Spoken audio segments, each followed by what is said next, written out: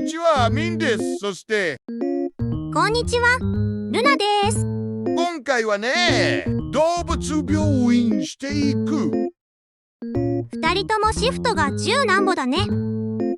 それでは、ミンゴチャンネル登録お願いします。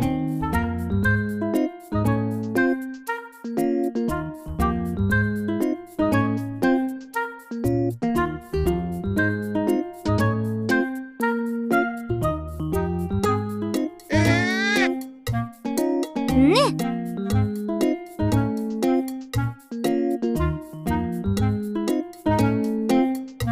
今度晒したい。ゼから始まるあのゲーム。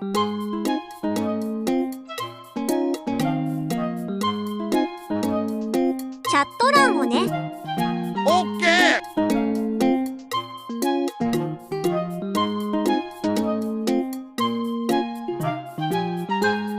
ワニ一目のお客さんはハーブだから、持っとくと早くできるよ。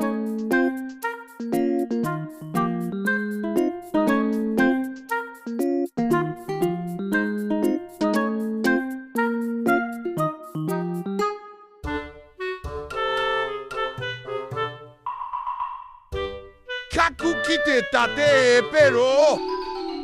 何言うてんねん。W。質問コーナーのやつしてないから、今からやる。YouTube を始めたきっかけは？皆さんが知らないかもしれませんが、好きな YouTuber の方がすごい楽しい動画を出していて、私もそんな風になりたいなって思ってからです。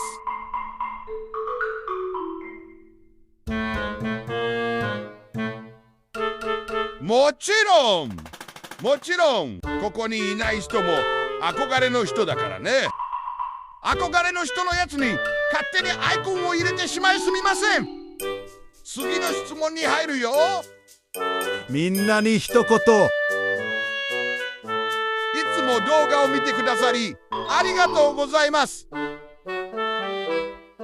あとね、次の企画何がいいですか？コメントに書いてね。